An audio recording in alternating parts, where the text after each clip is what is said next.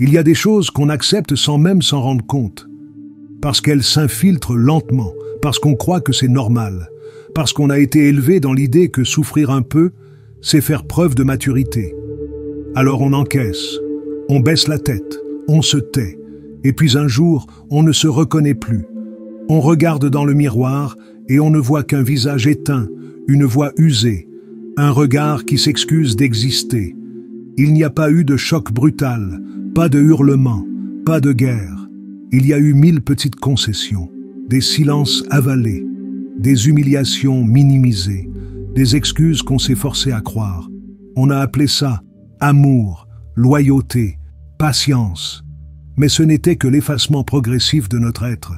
Carl Jung disait « Ce à quoi tu résistes persiste, mais ce à quoi tu t'abandonnes sans conscience te consume. » Et il y a dans nos vies des comportements que l'on tolère parce qu'ils ne crient pas fort, mais qui pourtant détruisent tout ce que nous sommes. Ils s'enracinent dans les zones grises de notre quotidien, dans ces gestes banals qui finissent par nous anesthésier. Et quand on se réveille, il est souvent trop tard. La joie a fui, la paix s'est enfuie. Et ce qu'il reste, c'est une fatigue ancienne, une douleur sourde, une certitude floue qu'on a trahi quelque chose de sacré en nous. Si ces mots vous parlent, si vous sentez que ce que je décris vous traverse, alors je vous invite à rester, à écouter. Parce que cette vidéo n'est pas un discours, c'est un miroir. Une alarme douce, mais grave. Et si vous ressentez que ces vérités peuvent aider quelqu'un, laissez un pouce bleu, abonnez-vous, activez la cloche. Et surtout, dites-moi, depuis quel pays écoutez-vous cette confession? Je vous lis, 1 à 1. Car ce qu'on s'apprête à traverser ensemble, ce n'est pas un simple sujet de psychologie. C'est une descente dans l'invisible, une remontée vers soi, une rupture avec les chaînes que l'on croyait normales, et peut-être une renaissance. Vous ne vous souvenez pas exactement du moment où c'est arrivé. Ce glissement progressif, presque imperceptible, qui vous a lentement dépossédé de vous-même. Il n'y a pas eu de grande scène, pas de mots tonitruants. Juste cette accumulation subtile de petits renoncements. Vous disiez oui quand vous pensiez non. Vous souriez pour éviter les vagues. Vous disiez « ce n'est pas si grave », alors que tout votre corps criait l'inverse. Et à force, vous avez fini par croire que votre vérité n'avait pas d'importance, que votre ressenti n'était qu'un caprice. C'est ça, l'un des plus grands pièges. On commence par tolérer ce qui nous dérange, puis on justifie ce qui nous abîme, et enfin, on protège ce qui nous détruit. Jung parlait de l'ombre, cette part refoulée de nous-mêmes que nous refusons de voir. Mais il y a aussi l'ombre de l'autre, que nous laissons s'imposer quand nous ne savons plus mettre de frontières. Ce n'est pas toujours un cri ou une insulte. C'est parfois un regard qui vous réduit au silence. Une phrase répétée qui vous fait douter de votre valeur. Une indifférence qui vous efface doucement. On vous apprend à relativiser, à être mature, à ne pas faire de vagues. Mais pendant ce temps, vous vous videz de votre substance. Vous devenez un décor dans votre propre vie. Et pire encore, vous vous en voulez. Vous vous reprochez votre fatigue, votre tristesse, votre confusion, comme si tout cela n'était pas légitime. Alors vous compensez. Vous donnez encore plus. Vous devenez utile, gentil, disponible, jusqu'à l'épuisement, jusqu'à l'effondrement, jusqu'à ce que le vide prenne toute la place. Jung disait aussi, tant que vous n'aurez pas rendu l'inconscient conscient, il dirigera votre vie et vous appellerez cela le destin. Voilà ce que vous vivez, un destin qui n'est pas le vôtre, un scénario que vous n'avez pas choisi, mais que vous jouez chaque jour par peur de perdre l'autre, par peur de déplaire, ou simplement parce que vous avez oublié que vous aviez le droit de dire non. Mais aujourd'hui, ce script peut changer. Il ne s'agit pas de devenir dur, froid ou distant, il s'agit de redevenir souverain, de sentir à nouveau où est votre centre. Ce centre que personne ne doit franchir, même par amour, surtout par amour. On vous a souvent dit que l'amour excuse tout, que la sagesse consiste à comprendre, à rester calme, à ne pas réagir. Mais cette idée, aussi belle en apparence soit-elle, devient un piège quand elle vous pousse à tout supporter au nom de la paix. Ce n'est pas la sagesse qui vous fait rester silencieux devant l'humiliation. Ce n'est pas l'amour qui vous fait vous oublier. C'est la peur. Et cette peur, déguisée en patience, vous apprend à tolérer l'intolérable. Il y a une forme de violence invisible, qui ne laisse ni bleu ni cri, mais qui abîme l'âme jusqu'à la rendre muette. C'est celle du regard qui juge, de la présence qui pèse, de l'ironie blessante qu'on ne peut jamais nommer. C'est cette manière qu'a l'autre de vous faire douter de votre bon sens, de vous faire croire que c'est vous le problème. Et alors, petit à petit, vous cessez de revendiquer vos besoins, vous vous taisez quand vous êtes blessé. Vous vous excuseriez presque d'exister. Et le plus troublant, c'est que l'on vous félicite pour cette maturité, cette force tranquille, cette tolérance. Mais à l'intérieur, vous saignez, vous vous videz, vous portez la culpabilité d'un mal qui ne vous appartient pas. Jung disait que ce qu'on ne veut pas savoir de soi finit par arriver de l'extérieur comme un destin. Et ce destin, c'est peut-être cette relation où vous vous sentez constamment coupable, jamais assez bien, jamais à la hauteur.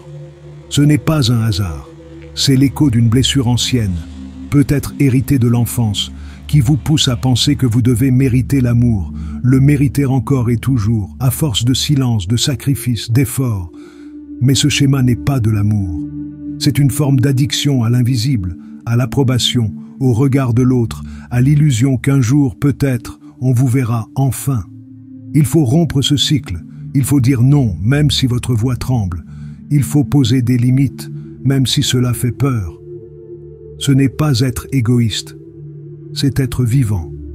Et ce n'est qu'en reprenant votre place que vous pourrez aimer vraiment, sans vous effacer, sans vous trahir, sans attendre d'un autre qu'il vous autorise à exister. Il y a des présences qui éteignent, des présences lisses, polies, parfois même charmantes, mais dont la proximité vous assèche. Ce sont celles qui parlent beaucoup, mais n'écoutent jamais. Celles qui vous regardent avec cette douceur fabriquée, mais qui jamais ne vous voient vraiment. Et vous restez là, dans cette pièce où l'air semble plus lourd que dehors. Vous ne savez pas exactement pourquoi vous êtes mal, mais vous l'êtes. Et vous doutez encore de vous. Car cette personne n'a pas crié. Elle ne vous a pas frappé. Elle a juste, chaque jour, ignoré ce que vous êtes, dévalorisé ce que vous ressentez, détourné ce que vous exprimiez. Et dans ce balai toxique qui ne dit pas son nom, c'est vous qui finissez par vous effacer. C'est insidieux. Ce n'est pas un raz-de-marée, c'est une fuite lente. Un goutte à goutte d'indifférence ou de mépris jusqu'à ce que vous soyez vidé. Jung disait que l'ombre n'est pas le mal en soi, mais ce qui n'est pas intégré, ce qui reste inconscient.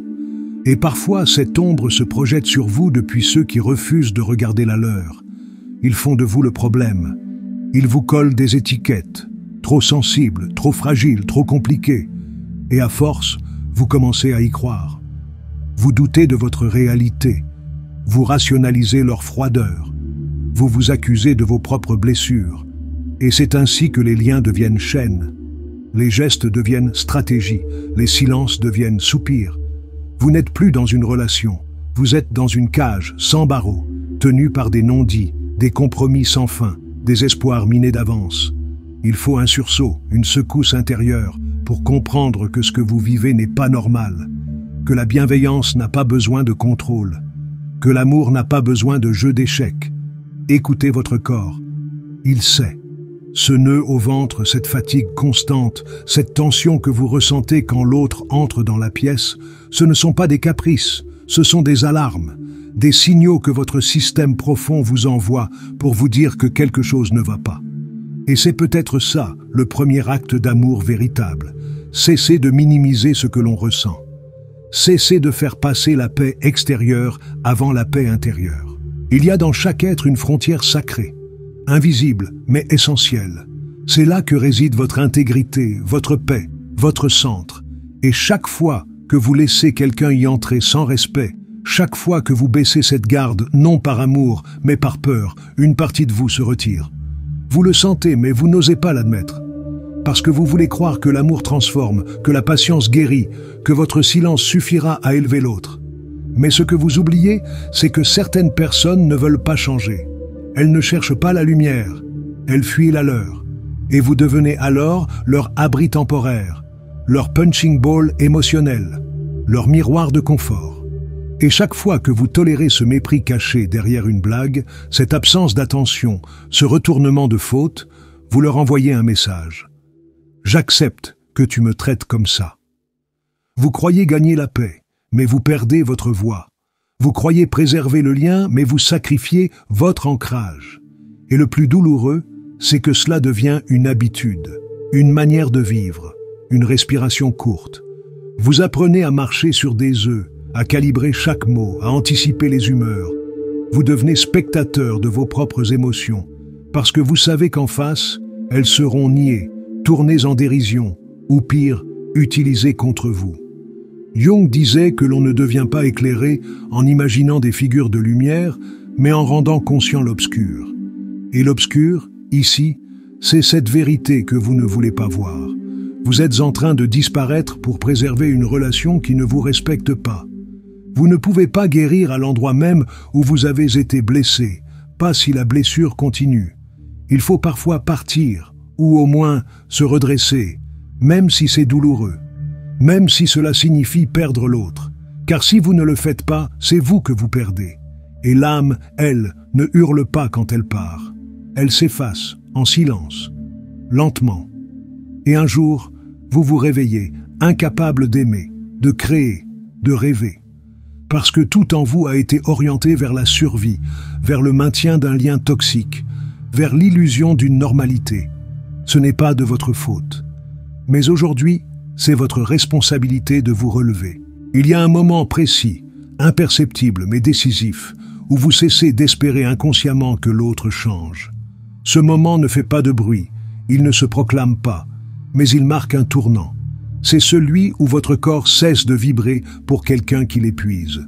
Ce n'est pas une rupture spectaculaire, c'est un basculement intérieur, une brèche dans l'illusion, une fissure dans le mythe que vous avez entretenu. Car il faut le dire, parfois vous aimez l'idée d'une personne et non la personne elle-même. Vous aimez ce qu'elle aurait pu être, ce que vous avez cru percevoir derrière ses masques, ce que vous espériez qu'elle devienne, si seulement vous étiez assez patient, assez aimant, assez guérissant. Mais ce rêve vous a dévoré, et il a fini par faire de vous une version de vous-même que vous ne reconnaissez plus. Carl Jung parlait de la projection comme d'un mécanisme inévitable. Nous projetons sur les autres des parties de nous-mêmes, des désirs inavoués, des blessures non guéries. Et tant que nous ne les reprenons pas en nous, nous continuons à aimer avec les yeux fermés. Ce n'est pas de l'amour, c'est une quête éperdue de réparation.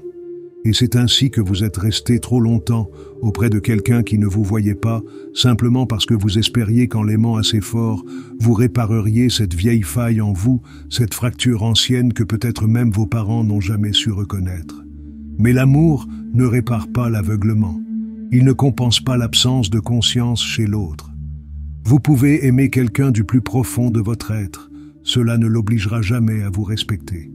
Et c'est ça qui fait le plus mal, ce moment où vous comprenez que votre bonté ne suffira jamais à réveiller quelqu'un qui a choisi de dormir. Alors vous vous retrouvez là, assis sur les ruines d'un lien dans lequel vous avez tout donné, le cœur vide, mais le regard enfin clair. Et c'est là que naît le début de votre renaissance, pas dans le pardon immédiat, pas dans la sérénité soudaine, mais dans ce vide où vous n'attendez plus rien, où vous cessez de lutter contre le réel, où vous ne cherchez plus à comprendre pourquoi l'autre n'a pas su vous aimer. Ce n'est plus votre problème, c'est son obscurité, pas la vôtre. Et en retirant vos mains du feu, en cessant d'essayer de le réchauffer avec votre propre lumière, vous commencez à sentir, très doucement, votre propre chaleur intérieure revenir. Elle est fragile encore, timide, mais elle est là. Et cette chaleur, c'est votre vérité, celle qui dit « Je mérite d'exister sans me justifier, je mérite d'aimer sans m'éteindre. » Et personne n'a le droit de vous l'enlever. C'est étrange, ce moment où vous commencez à revenir à vous. Vous ne l'avez pas décidé. Il ne s'agit pas d'une décision mentale, d'un plan stratégique ou d'un discours de motivation. C'est plutôt un frisson, une secousse légère, mais irrépressible. Une mémoire qui remonte sans prévenir, comme une vérité oubliée. Vous êtes assis dans une pièce que vous avez trop connue, face à quelqu'un qui vous a trop souvent nié, et soudain, vous ne pouvez plus faire semblant. Quelque chose en vous refuse. Votre corps dit non, même si votre bouche reste fermée. Ce n'est pas une colère explosive, c'est une fatigue ancienne qui ne veut plus se taire. Et dans ce silence, dans cette retenue, vous touchez à une forme de force brute. Vous commencez à ressentir que vous n'avez plus besoin de convaincre, que vous n'avez plus envie de vous justifier, que vous n'avez plus peur de perdre ce lien-là, parce que ce qu'il vous coûtait était bien plus élevé que ce qu'il vous offrait. C'est une déchirure, oui, mais c'est une déchirure sacrée. Jung parlait du processus d'individuation comme d'un accouchement intérieur. Et ce que vous vivez maintenant, c'est peut-être cela. La naissance lente, douloureuse, d'un être que vous aviez laissé en suspens. Cette version de vous qui sait, qui sent, qui n'a plus besoin de preuves ni d'explications. Il y a dans cette renaissance une solitude étrange, mais aussi une clarté nouvelle. Vous regardez les mots de l'autre comme des échos vides. Vous voyez les manipulations là où autrefois vous cherchiez des excuses. Vous détectez l'indifférence là où vous rêviez de reconnaissance. Et ce décalage vous fait mal, bien sûr, mais il vous libère aussi. Car à travers cette lucidité, vous commencez à faire un choix. Pas un choix de rupture immédiate, peut-être, mais un choix intérieur. Le choix de ne plus offrir votre lumière à quelqu'un qui l'éteint. Le choix de ne plus vous expliquer à quelqu'un qui ne veut pas comprendre. Le choix de ne plus vous rétrécir pour entrer dans une histoire qui vous étouffe. Et c'est là que tout bascule. Parce qu'une fois que vous avez vu, vous ne pouvez plus faire semblant. Une fois que vous avez senti cette vérité remonter, vous ne pouvez plus l'enterrer. Elle vit en vous, elle vous pousse, elle vous élève, elle vous arrache au mensonge. Et même si vous avez peur, même si vous tremblez, vous sentez que c'est le bon chemin. Parce qu'enfin, pour la première fois depuis longtemps, vous marchez vers vous. Et maintenant que vous êtes là, debout au bord de ce vide, que ferez-vous? Vous avez vu, senti, compris. Ce n'est plus flou, ce n'est plus un doute. C'est une évidence douloureuse. Ce que vous avez toléré, ce que vous avez permis, ce que vous avez cru devoir supporter. Tout cela ne vous appartenait pas.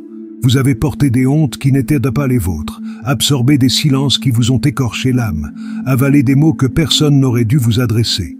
Et aujourd'hui, vous voyez, pas seulement l'autre, pas seulement la situation. Vous vous voyez, vous. Vous voyez le courage que vous avez eu de rester debout alors que tout en vous tombait. Vous voyez la tendresse que vous avez continué à offrir malgré les murs. Vous voyez la lumière que vous avez gardée même dans l'ombre. Et soudain, la question ne se pose plus en termes de bien ou de mal, de faute ou de responsabilité. Elle se pose en termes de vérité. Que veut votre âme? Que réclame votre cœur, là, dans ce silence? Il ne s'agit plus de fuir, il ne s'agit plus de punir, il s'agit de renaître, lentement, authentiquement, radicalement. Jung disait que le privilège d'une vie est de devenir qui l'on est vraiment. Et ce privilège, personne ne vous le donnera. Il ne viendra pas d'un regard approbateur, ni d'un pardon mendié, ni d'un changement soudain de l'autre. Il viendra du jour où vous déciderez que votre paix intérieure est non négociable. Du jour où vous traiterez votre cœur comme un sanctuaire et non comme un champ de bataille. Du jour où vous ne chercherez plus à réparer l'autre, mais à vous reconstruire vous-même. Ce chemin-là est solitaire parfois, mais il est sacré, car chaque pas que vous ferez loin de ce qui vous détruit est un pas vers ce que vous êtes vraiment. Ce n'est pas une victoire contre l'autre, c'est une réconciliation avec vous. Et peut-être, au fond, est-ce cela le véritable test ? Non pas apprendre à vivre avec la douleur, mais apprendre à ne plus en faire une condition à l'amour. Alors je vous laisse avec cette question. Et si la personne toxique n'était pas votre pire ennemi, mais le miroir ultime, venu vous révéler tout ce que vous aviez oublié de sacré en vous? Si ce message vous a touché, alors la prochaine vidéo vous bouleversera encore plus. Elle s'affiche juste ici. Cliquez, écoutez. Et souvenez-vous, vous n'êtes pas seul, vous ne l'avez jamais été.